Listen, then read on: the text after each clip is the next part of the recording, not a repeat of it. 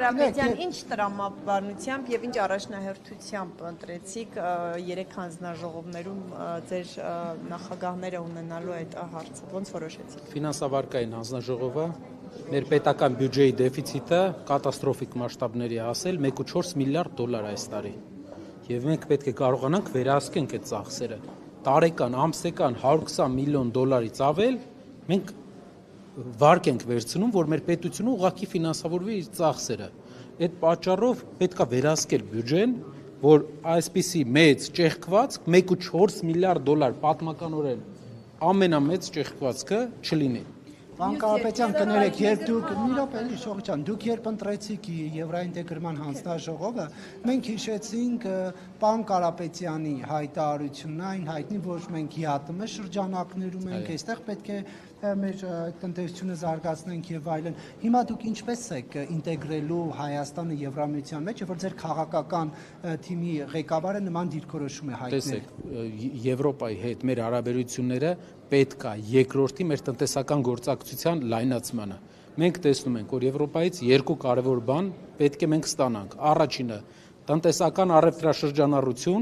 առևտրաշրջանառության աճ, որ համեմատելի գոնե լինի Եվրասիականի հետ, եւ երկրորդը ինստիտուտներ, օրինակ դատական համակարգ, օրինակ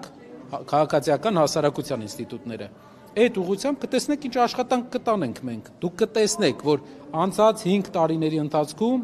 մի քանի տարին երևի հնարավոր է ընդհանուր ասում են 1 բան է եղել, նիստ է եղել։ 1-2, հա, շատ քիչ։ Իսկ ակտիվությունը մենք պետք է ցույց տանք, ինչպես է այդ աշխատանքը տեղի ունենում։ Այսինքն մենք պետք է ինստիտուտների հետ կապված Եվրոպայի կարողանանք տեղայնացնենք այստեղ եւ առևտրաշրջանառության վրա աշխատենք։ Կառավարումը, պարոն Կարապետյան, սրա հետ կապված կա նախագիծ, որով անցել է Եվրամիության անդամակցության հետ կապված այդ նախորդ ազգային ժողովը։ Այդ նախագծի հետ կապված ձեր հանձնաժողովն է զբաղվելու։ Կարող է ինչ-որ բան փոխվի, կարող ինչ-որ բան անել։ Դեռ չեմ կարող վերջնական կարծիք ասել, պետք է խորանանք։ Բայց տարածքային կառավարման հետ Տարածքային կապված կառավարման մեջ մի հատ կարևոր խնդիր կա։ Գրեթե բոլոր շրջաններում, գրեթե բոլոր տարածքային կառավարման գոտիներում, միավորներում կան աֆիլացված տեղի են ունենում այնպիսի բաներ, որ աֆիլացված գնումներ պետական, այսինքն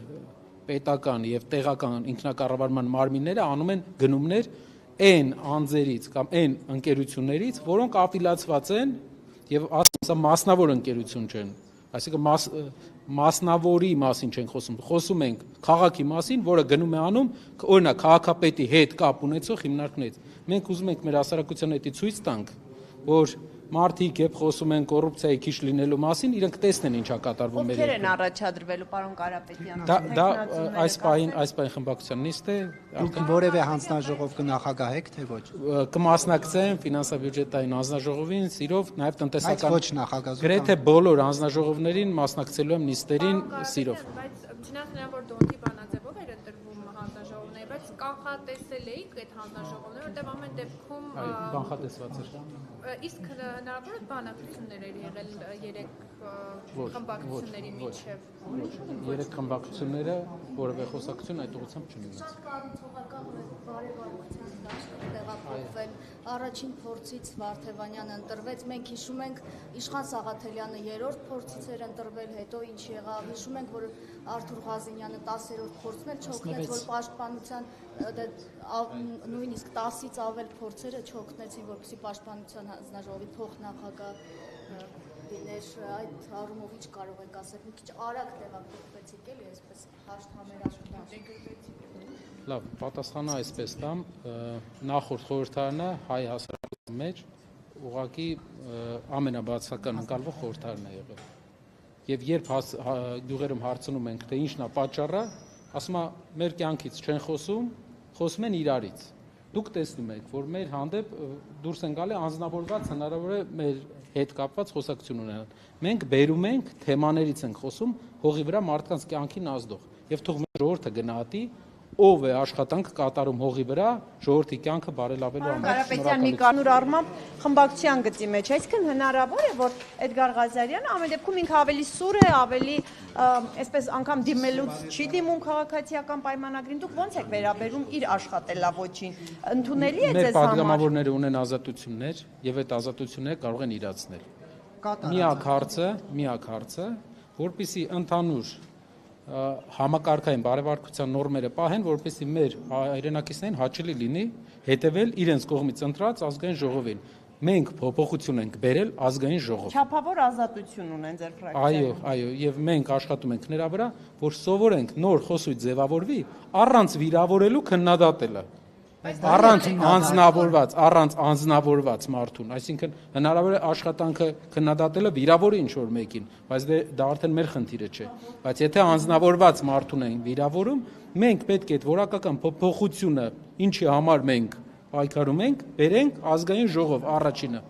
Այսինքն պարոն Կարապետյան, նորմալ եք համարում, որ Էդգար Ղազարյանը ազգային ժողովի ամբիոնից ելույթ ունենալիս դիմում է միայն Ուժեղ Հայաստան եւ Հայաստան դաշինքի ներկայացուցիչներին եւ էթիկայի ժամանակավոր հանձնաժողովն էլ որ ստեղծվի, առաջիկայում խնդիրներ։ Նա ունի որոշակի ազատություններ, սակայն նաեւ ունի խմբակցությունից ելնելով սահմանափակում մարդկանց վիրավորելու առումով։ Շնորհակալ հարվածություն կա, պարոն Կարապետյան։ Այս հարցին պատասխանել եք թե չէ, բայց ոնց եք բացատրում այն, որ նախկինում ընդդիմադիրների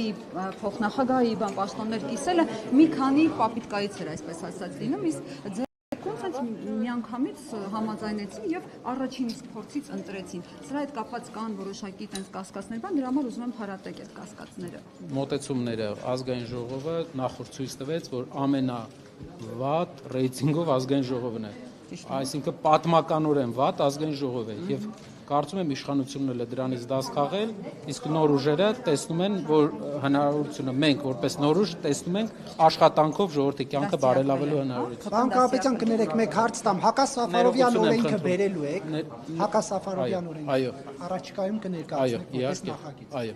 ներողություն եմ խնդրում։